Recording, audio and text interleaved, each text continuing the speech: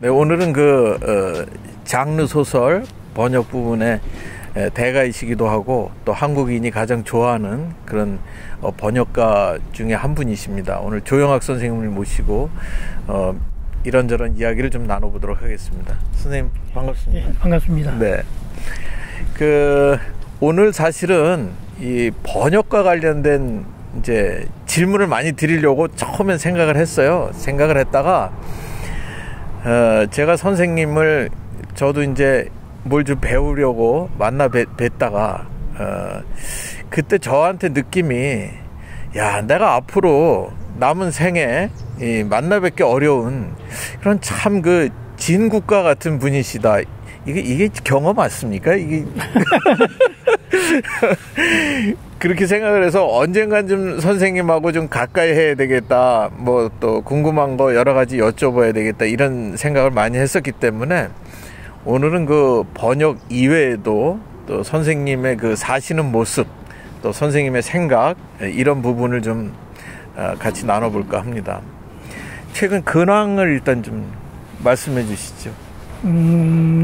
여전히 번역은 하고 있고요. 네. 지금은 코믹스하고 소설을 지금 하고 있고요. 네. 그게 이제 번역을 하면은 이제 글을 쓰는 사람들이기 때문에 네. 이제 이런저런 글을 쓸 기회가 좀 있습니다. 네. 신문에 지금 칼럼도 쓰고, 그러시죠. 예, 잡지에 글도 쓰고 대개는 그런 식이죠. 굉장히 연세에 비해서는 바쁜 삶을 살고 계시는 거네요. 예, 그것 말고도 가평에 작은 농장을 맹지에 사서 일주일에 한 번씩 가서 이제 농사도 짓고. 예. 집안의 음식은 또 제가 다 하니까. 그러게요. 예. 번역가라고 하는 직업이 정년이 없다 그런데 정말 신뢰를 보여주시고 계시네요. 우리나라에 80 넘으신 분도 계세요. 예. 그런 면에 있어서는 참 뭐라 그럴까요? 아주 이상적인 직업이네요. 그렇죠. 사실은 이렇게 넉넉한 직업은 못 돼요. 네. 예, 그게 출판계가 어려우면 역시 마찬가지로 작가도 어렵고 편집자도 어렵고 또 번역가도 어려울 수밖에 없는 상황이라서. 네. 지금까지 번역하신 책의 숫자는 한 100여 권 되나요? 100권 좀 안 될 것 같아요. 아, 100권 좀 안 돼. 예. 이게 권수로 따지면 100권이 넘는데 편수로 따지면 이게 하나에 3권짜리로 나오기도 하고 그러니까 2권짜리도 있기도 하고 그러니까. 네. 그러니까 두꺼운 거는 이제 그래도 하나로 치고 한 편이니까. 네.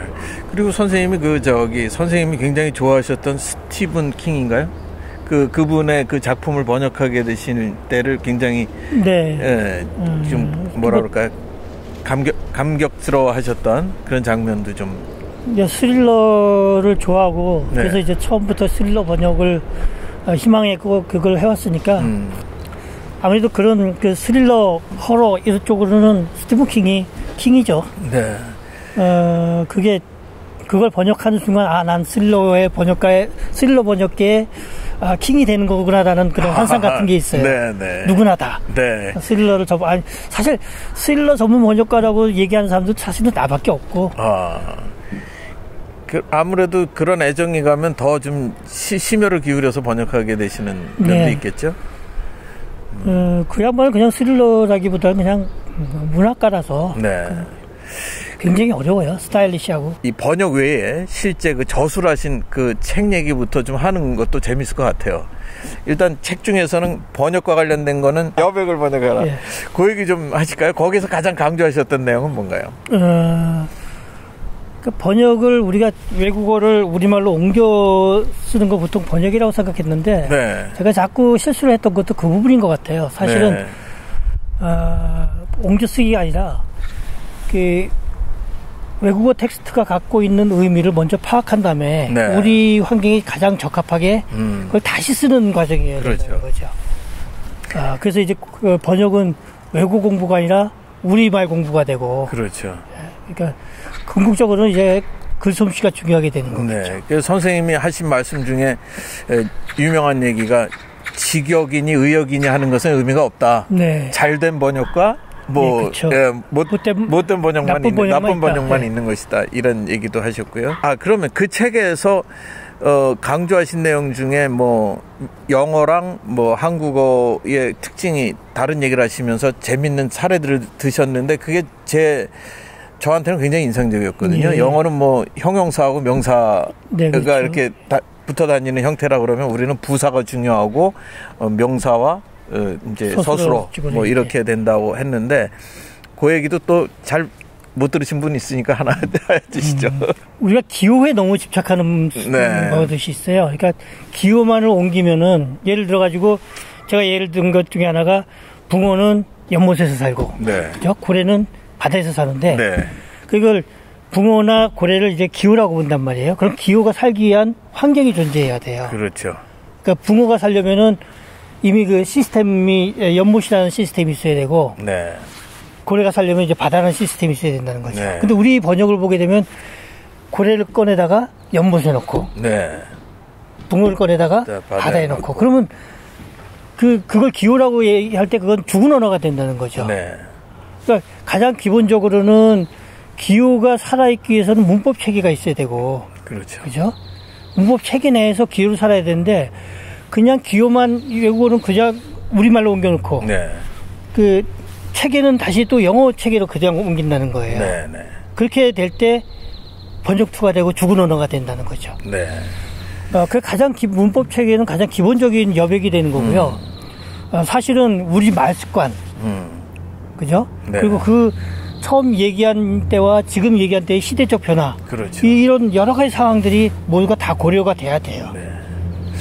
그래야지 올바른 번역이 된다는 거죠. 그게 여백을 번역하는 핵심이었던 것 같습니다. To see is to believe라는 문장이 있다고 했을 때 보는 게 믿는 거다. 그걸 그냥 아마추어들이 얘기하면은 보는 것이 믿는 것이다. 보는 게 믿는 거다 이렇게 번역한다는 거죠. 그걸 갖다가 조금만 더 무보치게 한다면은 봐야 믿는다는 얘기예요. 그렇죠. 그렇게 돼야지 우리말 좀 더. 근데 조금 더 이제 우리말 습관까지 이제 거기에 개발한다면 뭐 백문이 뭐 이렇게 그런 식으로 이제 말이 백문이 불여일견이라든가 아니면 보지 않고 왜 믿느냐 어떻게 믿느냐 라는 식의 자연스러운 흐름도 가능하고요.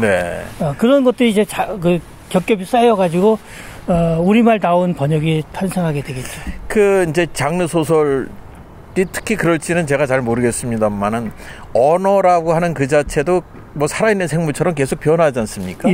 그러면은 그 SF나 선생님 많이 다루시는 이쪽은 젊은이들이 쓰는 용어를 또 계속 뭔가 따라가셔야 될 부분이 있을 것 같기도 해요.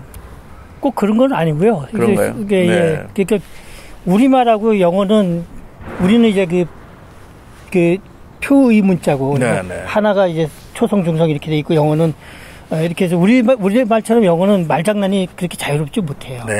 단어 스펠링 하나 빠져도 완전히 다른 뜻이 되는데 우리는 그런 말장난이 가능해지는 거는 그게 그 표 문자이기 때문에. 그래서 그 장르 소설에서 특히 제일 한 거는 이제 비속어나 욕 같은 거죠. 그렇죠. 그런 거를 할 때 우리나라하고 완전히 체계가 다르기 때문에 예를 들어서 뭐 간단하게 fuck you 이런 것만 있더라고 하더라도 이런 거 쓰면 안 되죠. 괜찮습니다. 뭐 사설 방송이니까. 뭐 그런 걸 있다고 할 때도 영어는 그냥 그게 하나로 다 온 세대를 다 망라하는 욕설이 되고 비속어가 되지만 우리는 계급별로 시대별로 나이별로 다 그게 다시 다 다르게 나와요. 그래서 제 질문이 최근 욕도 알고 계셔야 되는 거 아니냐 이거죠. 욕은 많이 알아요. 그 뭐 욕과 관련된 또 선생님 일화도 있으시죠? 잠깐 또 뭐 공개된 거니까 말씀을 드리면 중고등학교 시절을 정규교육 대신 그 공장 같은 데서 일을 하시면서 거기서 그냥 거칠게 사는 사람들의 욕을 그때 많이 배우셨다고 이런 또 기사도 봤습니다. 욕은 못합니다. 근데 잘 알지만 그래도 그거를 번역하시면서 아주 찰지게 번역을 하셨다고. 번역가가 되고 나서 스릴러 이런 쪽을 번역을 하니까 그 독자들이 제일 먼저 붙여준 별명이 욕쟁이 번역가였어요. 이제 오늘 선생님 뵈러 여기 남양주 쪽에 왔는데 아까 또 농장을 또 따로 가지고 계시다고 하고. 농장이라 그렇고요. 작은 텃밭 같은. 텃밭. 예. 그래서 이제 그 말씀 나누다 보니까 선생님이 또 쓰신 책 중에 천마산. 네. 천마산의 꽃이 있다. 저기가 천마산이에요. 예, 예. 그 책을 쓰시게 된 연유도 좀 한번 말씀해 주시죠. 사실은 번역이 제일 처음이었겠죠. 이렇게 번역을 하면 이제 보통 컴퓨터 앞에 앉아가지고 타이핑만 해야 되지. 근데 운동을 해야 되는데 그런 피트니스 같은 데는 이렇게 체질이 안 맞고. 그렇죠. 그래서 이제 산에 다니기 시작을 했죠. 그러다 보니까 이제 경치도 눈에 들어오고 작은 꽃들도 눈에 들어오고. 그래서 이제 옛날에 똑딱이 카메라 갖고 이제 찍다 보니까 이름도 알고 싶어지고. 그게 이제 세월이 되다 보니까, 꽃 이름을 우리나라 야생화 90% 이상은 제가 다 알 거예요. 오래되다 보니까. 예. 그래서 이제 어느 날, 친구들하고 이제 산에 갔더니, 그 친구 중에 한 명이 이제 출판사 사장이 있어서, 그래서 흥미로웠나 봐요. 그래서 책을 쓰자고. 그래서, 처음에는 저도 안 된다고 그랬죠. 번역도 해야 되지만 사실 천마산에 어떤 꽃이 있다와 언제 어디 가면 어떤 꽃이 있다를 하는 건 또 완전히 다른 문제거든요. 그렇죠. 결국은 이제 뭐 계약서도 보내주고 그러니까 그 다음부터 4년 동안 그냥 요 바로 뒷산이니까 오르락내리락 하면서 일주일에 한두 번씩 해서 고생을 많이 했죠. 그 즐겁게 산을 그냥 취미로 올라가시던 게 이 일로 올라가시게 된 거네요. 그죠. 그 느낌은 좀 다르던가요? 뭐. 하도 질려서 요즘 잘 안 가요. 오래간만에 내일 한번 가보려고요. 네. 이때가 가장 천마산 꽃이 유명할 때고, 제일 화려할 때고. 역시 제가 선생님을 뵙고, 저분은 참 괜찮으신 분 생각했던 것 중에는 역시 또 꽃을 좋아하시고, 또 산을 좋아하시고 이런 이유가 일단 하나 있었던 것 같고요. 이제 또 하나의 책이죠. 이제 상을 차린 남자, 상남자. 상 차린 남자. 이제 그 얘기가 또 선생님의 어떤 이 모습을 가장 또 이렇게 상징적으로 보여주는 그런 일화나 뭐 그런 게 아닐까 싶어서 그것도 지금 질문 드리겠습니다. 그 상을 차리게 된 계기겠죠. 네, 상을 차리게 된 계기. 그러니까 결혼을 하고 나서,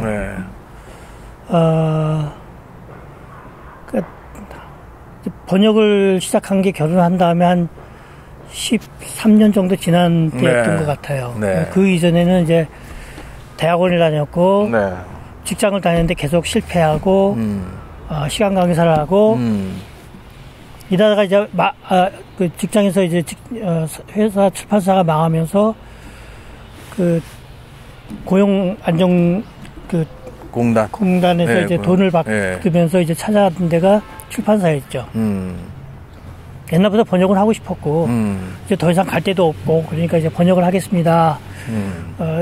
시험을 보게 해주세요. 그때도 이제 그런 게 가능했어요.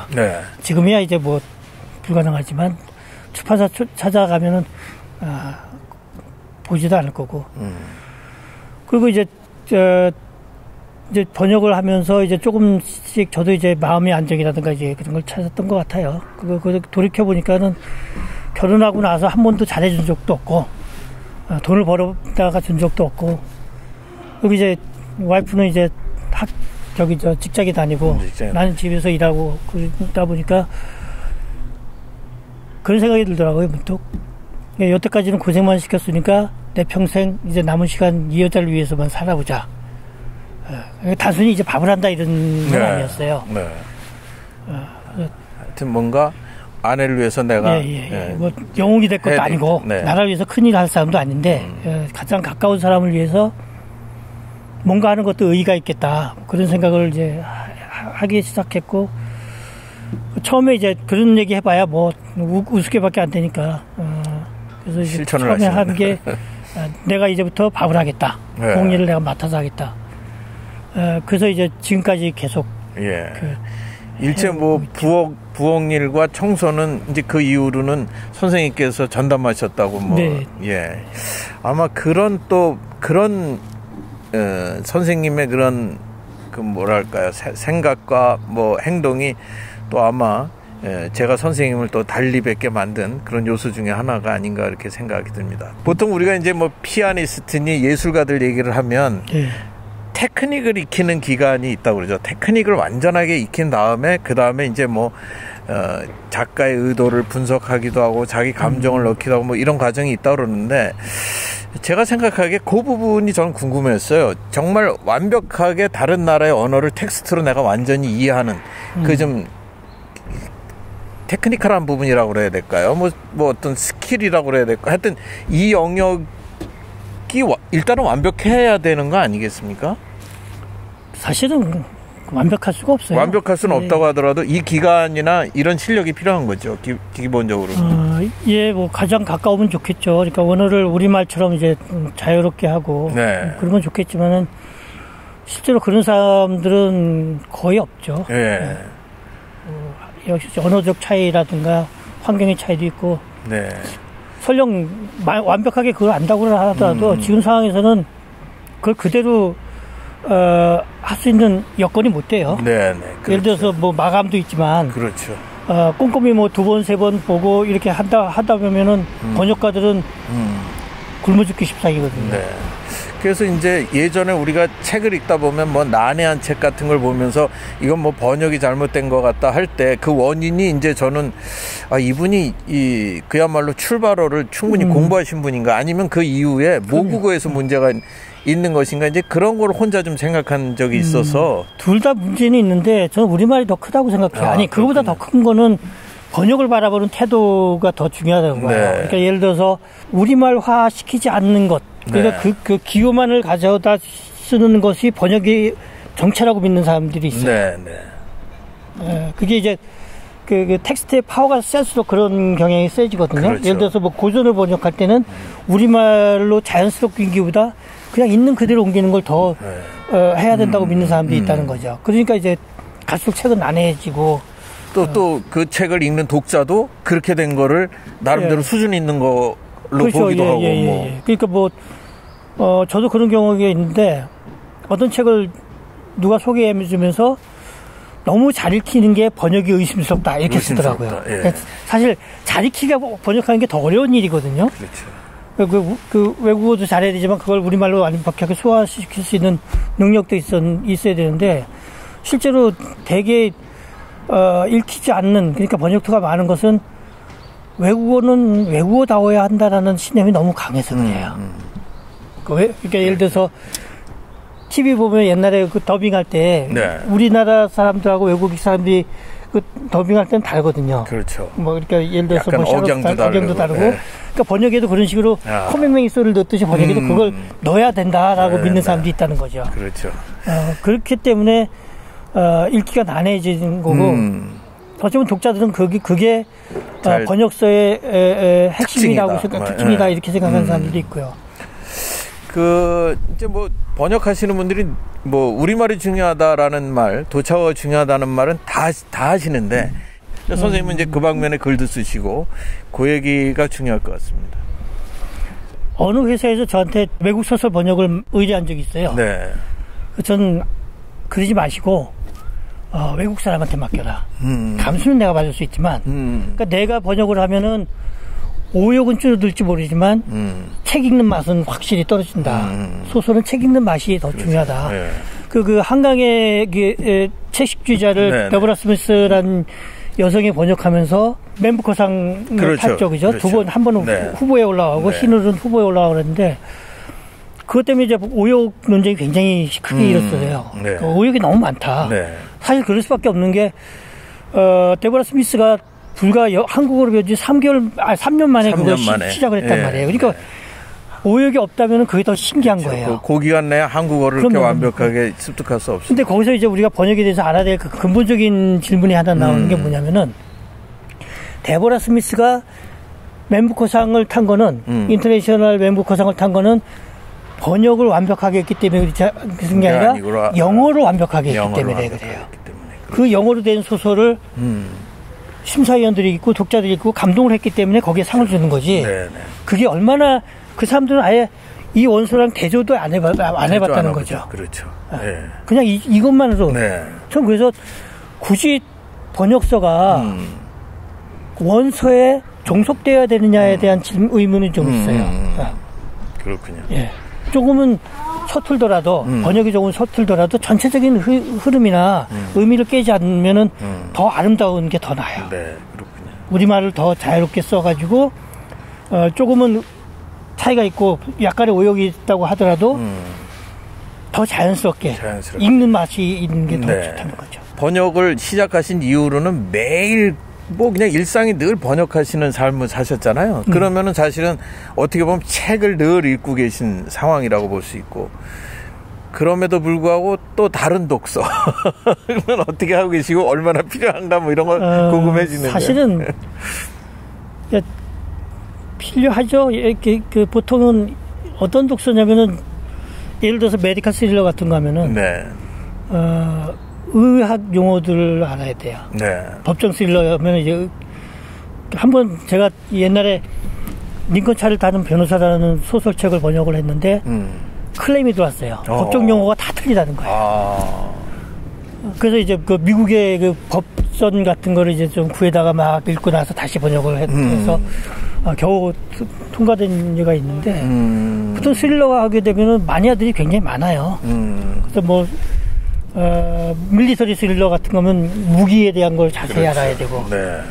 그 메디컬 스릴러면은 그 의료에 대한 그 흐름이나 이런 걸 알아야 되고, 뭐 과학서를 번역한다고 해도 뭔가 과학에 대한 그 용어를 잘못 쓰거나 뭐 이러면 안 되기 때문에 독서량이 상당히 떨어져야 그러니까 되는군요. 기본적으로 그래서 제가 늘 번역을 하기 때문에 늘 책을 읽지 못하지만은 어떤 것이 왔을 때 거기에 대한 이거는 필요한 자료를 내가 먼저 알아야겠구나 하면 이제 독서실도 가고 도서관도 가고 그 구글도 뒤져보고 하면서 이제 찾아야 돼요. 젊은 분들은 선생님을 번역계의 어떤 이제 대가라고 이렇게 부를 텐데, 대가가 생각하시는 이 번역가의 삶, 뭐 이런 것도 좀 한번 이제 그 후배들에게 말씀해 주실 만할 것 같아요. 지금도 이제 번역을 하겠다는 사람도 있고, 옛날에 2009년인가 어느 잡지에 기고를 하면서 하도 힘들어서 네. 번역을 하겠다는 사람도 있으면은 쫓아다니면서 말리겠다 이런 얘기도 한 적이 있는데, 사실 그럼에도 불구하고 번역을 하겠다는 사람은 여전히 있고요. 네, 매력적으로 보이는 것 같아요. 젊었을 때는 그 영역이. 그죠? 그러니까 뭔가 그러니까 사회에서 보는 눈은 그래요. 근데 실제로는 뭐 그러니까 가장 중요한 거는 생계죠. 생계죠. 네. 번역만 해서는 생계를 유지하기가 힘드니까. 네. 어지간해 빠르지 않으면. 아마 뭐 외국어를 잘한다, 프리랜서다 이런 모습이 아마 좀 약간 이렇게 멋있게 이제 보이는 그런 측면도 있을 건데, 실제로는 그야말로 컴퓨터 앞에 앉아가지고 하루에 뭐 8시간, 10시간을 그냥 원고 마감 시간하고 또 이렇게 싸워야 되는 이제 이런 삶일 수도 있고. 그래야 되죠. 네. 한 권을 잡으면은 이게 짧게 끝나는 게 아니라 뭐 보통 2달, 3달 이렇게 가니까. 그렇죠. 그것과도 싸워야 되지만, 사실 그것만으로도 굉장히 힘든 작업이에요. 네. 게다가 이제 거기에 또 다음 책이 들어올지, 독자들은 또 번역에 대해서 또 뭐라고 얘기할지, 뭐 이런 식의 두려움도 있고. 네. 그러니까 어려운 책이 또 들어오게 되면 보통 책보다 3배, 4배 걸리는 경우도 있고, 그러면 이제 또 생기 걱정 때문에 한숨만 나오기도 하고. 네. 사실 번역이 엄청나게 굉장히 전문직이거든요. 그렇죠. 우리말도 잘해야 되고, 네. 외국어도 잘해야 되고, 그리고 또 그런 전반적인 사항도. 그렇다고 이제 뭐 메디컬 스릴러하고 의사한테 맡길 수 있는 건 아니거든요. 이 번역은 그 모든 분야의 천병이에요. 가장 먼저 수입을 해야 되고, 과학이든 간에. 단순히 출판계의 그 흐름에, 경제적 여건에 이렇게 묶여 있기만 하면은 좋은 번역가는 나올 수가 없어요. 그렇죠. 요즘 뭐 젊은 친구들이 이 번역 분야에 대해서 가장 질문 많이 하는 것 중에는 뭐 인공지능 때문에 어떻게 되느냐, 뭐 그런 질문을 하는데, 뭐 그런 얘기에 대해서는 다 뭐 인공지능하고는 관련 없다 이렇게들 얘기하는 것 같아요. 그렇죠? 그러니까 뭐 매뉴얼 번역이라든가 짧은 몇 가지 단어들 그리고 무슨 대화라든가 이런 거는 가능해요. 그러니까 뜻만 파악하거나 이럴 때는. 근데 출판 번역은 불가능해요. 그렇죠. 불가능하겠죠. 영원히 불가능할 것 같습니다. 예, 일단은 책이 되기 위해서는 95%의 완성률이라는 게 있어요. 네네. 95%가 완성되지 않으면 책이라고 부를 수가 없다는 거죠. 근데 만약에 지금 현재 인공지능이 갖고 있는 것은 30% 수준이에요. 네. 그게 95%를 채워준다고 하더라도 그 90%를 채워준다고 해도 5%를 채우기 위해서는 또 다시 번역가가 붙어야 돼요. 네. 번역하는 만큼의 노력과 능력이 또 이제 시간이 투여가 된다는 거죠. 결국은 똑같은 일이죠. 아주 최근에 근황을 좀 여쭈면서 이제 점차 마무리를 좀 해갈까 싶은데 지금도 번역하고 계신 거죠? 네. 일을 하고 계시나요? 하루에 그럼 몇 시간 정도 평균적으로 일을 하시나요? 요즘엔 이제 많이 줄었죠. 옛날에는 3시에 일어났는데 이제는 뭐 5시에 일어나고. 네. 그리고 번역보다 이제 글 쓰는 비율이 좀 많아지기도 하고. 그리고 여전히 밥은 해야 되고요. 밥은 해야 돼. 일이 많으시네요. 여적지 이제 번역 인생을 사시면서 가장 기억에 남는 에피소드가 좀 있으시다면 하나 소개해 주시죠. 아무래도 그 오역 때문에 욕을 먹었을 때가 제일 그땐 진짜 곤욕스러우셨겠네요. 나름대로 번역문학상 후보에까지 올랐던 때라.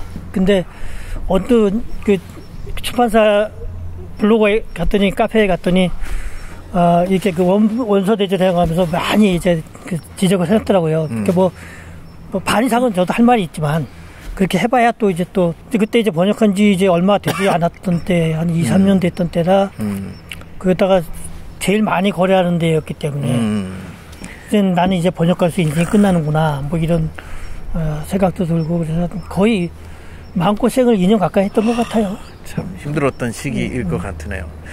그 다음부터 좀 더 조심스럽게 되고 생각도 좀 많이 하게 되고 그러죠. 지금 번역하시고 있는 뭐 작업을 소개하시기는 좀 아니 괜찮습니다. 네. 다음 나올 작품. 예. 미국의 토스칼리라는 사람은 소설 2개를 맡고 있고요. 네.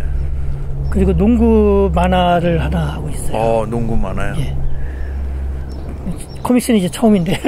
그 대상이 그 독자는 연령대가 어떻게 될까요? 농구 만화는 중고등학생 정도. 중고등학생. 예. 선생님이 지금 번역과 관련된 강의를 좀 가끔 하시죠? 저는 벌써 제가 2012년부터 강의를 했으니까 꽤 오래 했는데요. 네. 코로나 때문에 작년에 이제 그만두고, 놀다가 어떤 회사에서 온라인 강의 의뢰가 들어와서 지금은 이제 그걸 하고 있어요. 선생님을 좀 강의로 만나 뵐 수 있는 거 여기서 좀 뭐 소개하시죠, 뭐. 그러면 클래스 101이라는 데예요. 네. 클래스 101이라는 데 굉장히 큰 그 온라인 강의인데 거기에 이제 그 출판 번역 강의를 컨텐츠로 올리고 이제 의뢰가 있으면 코렉션도 해주고요. 네. 거기에는 뭐 영어 수준과는 관계없이 좀 공부할 수 있을까? 아니면 중급 뭐 고급 어느 정도 돼야 그 클래스를 좀 들을 수 있을까요? 번역 강의 자체는 영어 수준하고는 별로 상관이 없어요. 근데 어쨌든 번역을 하려고 한다면 영어 수준도 어느 정도는 있어야겠죠. 네. 지금 학생들은 어쨌든 뭐 영어에 대한 그 공부 수단이 굉장히 다양해졌기 때문에 예전에 선생님 때보다는 영어 잘하는 친구들이 굉장히 많은 거는 사실이죠. 네. 근데 이제 영어를 잘한다는 거에 대한 정의도 참 애매한 게 사실은 영어를 잘하건 우리 글을 잘하건 간에 글을 잘한다고 얘기가 되거든요. 근데 우리는 영어를 너무 기능적으로만 배워서 그러니까 아무리 외국인하고 능통하게 얘기를 한다고 하더라도 그게 영어를 잘하는 건지 아니면 문해력이 우리 때는 모든 걸 다 책으로 했잖아요. 그죠? 요즘 유튜브로 한다든가 그러니까 그 출판 번역은 또 다른 차원의 그런 그 언어 영역이 필요를 해서요. 그 훌륭한 번역가가 되기 위해서 뭐 선생님께서 좀 한두 가지 뭐 성실함이라든가 아니면 그야말로 뭐 독서라든가 그 뭐 한두 가지만 가장 제일 중요한 거 좀 말씀해 주시죠. 전 영어 공부하는 사람들한테도 그렇게 얘기를 해요. 그냥 토익, 토플 이런 거 보지 말고 책을 읽어라. 책을 읽어라. 그래서 이게 표현 싸움이거든요. 네. 그러니까 어휘를 얼마나 많이 아느냐. 그러니까 가장 적합하고 정확하고 적절한 언어를 사용을 해야 되는데 네. 번역을 이제 코렉션을 학생들한테 과제를 내주고 들어오다 보면은 그렇게 그 단어와 미묘한 단어의 차이를 잘 몰라요. 네. 그러니까 그런 데에서 이제 자꾸 오해가 생기고 네. 예를 들어서 무슨 변호사란 단어와 변호인이란 단어가 서로 쓰는 데가 다른데 그 차이를 그렇죠. 모른다든가 네. 뭐 배정, 배속 뭐 이런 비슷한 단어들의 그런 차이를 모른다든가 네. 보온이라고 그러면 이제 다 뼈인 줄 알아요. 생선한테는 가시인데도 그렇죠. 그런 것들 이제 그러니까 이런 것들이 다 글을 얼마나 읽었느냐에 대한 데서 분별력이 생기거든요. 그야말로 그 공부에 끝이 없는 그런 영역인 것 같습니다. 네. 번역의 세계라고 하는 것도. 고생만 하고 가난을 각오를 해야 되는. 네. 하여튼 오늘 다 나누지 못한 말씀은 선생님의 또 강좌를 통해서 선생님을 좀 만나 뵙기도 하고 또 저희 체인저를 통해서 또 말씀하시면 또 좀 전달을 하기도 하겠습니다. 오늘 이렇게 시간 내주셔가지고 대단히 감사합니다, 선생님. 고맙습니다. 네. 넘기러 오셨어요.